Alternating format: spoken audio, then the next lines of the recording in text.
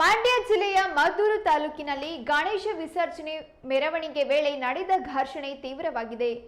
ಇಂದು ಹಿಂದೂ ಪರ ಸಂಘಟನೆ ಕಾರ್ಯಕರ್ತರು ಬೀದಿಗಿಳಿದು ಪ್ರತಿಭಟನೆ ಮಾಡಲು ಮುಂದಾಗಿದ್ದು ಪರಿಸ್ಥಿತಿ ಹದಗೆಟ್ಟಿದೆ.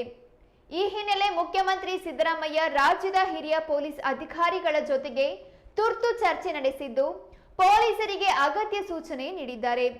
ರಾಜ್ಯ ಪೊಲೀಸ್ ಮಹಾನಿರ್ದೇಶಕ ಡಾಕ್ಟರ್ ಎಂಎ ಸಲೀಂ ಅವರಿಗೆ ಕರೆ ಮಾಡಿ ವಿವರವಾದ ಮಾಹಿತಿಯನ್ನು ಪಡೆದಿರುವ ಮುಖ್ಯಮಂತ್ರಿಗಳು ಪರಿಸ್ಥಿತಿಯನ್ನು ತಕ್ಷಣ ನಿಯಂತ್ರಣಕ್ಕೆ ತರಲು ಮತ್ತು ಕಾನೂನು ಸುವ್ಯವಸ್ಥೆಯನ್ನು ಕಾಪಾಡಲು ಕಠಿಣ ಕ್ರಮಕ್ಕೆ ಸೂಚನೆ ನೀಡಿದ್ದಾರೆ.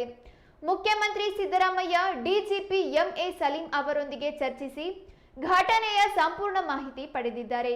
ಪರಿಸ್ಥಿತಿಯನ್ನು ಕೂಡಲೇ ತಿಳಿಗೊಳಿಸಿ ಅಗತ್ಯ ಕ್ರಮ ಕೈಗೊಳ್ಳಿ, ಕಲ್ಲು ತೂರಾಟದಲ್ಲಿ ಭಾಗಿಯಾದವರ ವಿರುದ್ಧ ಮುಲಾಜಿಲ್ಲದೆ ಕಾನೂನು ಕ್ರಮ ಕೈಗೊಳ್ಳಿ, ತಪ್ಪಿತಸ್ಥರು ಯಾರೇ ಆಗಿರಲಿ ಕೂಡಲೇ ಬಂಧಿಸಿ ಎಂದು ಪೊಲೀಸ್ ಅಧಿಕಾರಿಗಳಿಗೆ ಸಿಎಂ ಸ್ಪಷ್ಟ ಆದೇಶ ನೀಡಿದ್ದಾರೆ.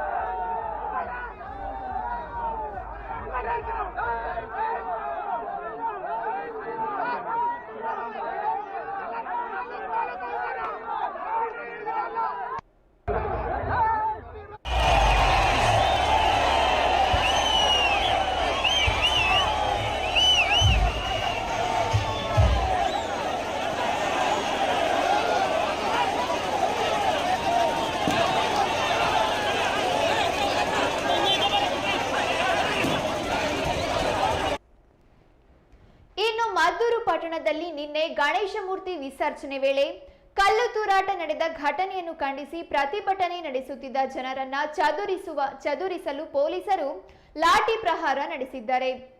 ಇನ್ನು 144 ಸೆಕ್ಷನ್ ವಿಧಿಸಲಾಗಿದ್ದು ಕೆಲವು ಜನರನ್ನ ಬಂಧಿಸಲಾಗಿದೆ ಎಂದು ಗೃಹ ಸಚಿವ ಡಾಕ್ಟರ್ ಜಿ ಪರಮೇಶ್ ತಿಳಿಸಿದ್ದಾರೆ.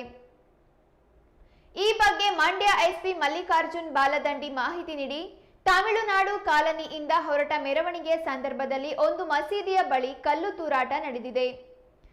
ನಂತರ ಎರಡು ಗುಂಪುಗಳ ನಡುವೆ ಕಲ್ಲು ತೂರಾಟ ನಡೆದು ಕರೆಂಟ್ ಕೂಡ ಆಫ್ ಆಯಿತು ಎಂದು ವರದಿಯಾಗಿದೆ ಎಂದಿದ್ದಾರೆ. ಪೊಲೀಸರು ಪರಿಸ್ಥಿತಿಯನ್ನು ನಿಯಂತ್ರಿಸಿ ಗಣೇಶ ಮೂರ್ತಿ ವಿಸರ್ಜನೆಗೆ ಅವಕಾಶ ಮಾಡಿಕೊಟ್ಟರು. ಈ ಘಟನೆಗೆ ಸಂಬಂಧಿಸಿದಂತೆ 2 ಪ್ರಕರಣ ದಾಖಲಾಗಿದ್ದು 21 ಜನರನ್ನ ಬಂಧಿಸಲಾಗಿದೆ.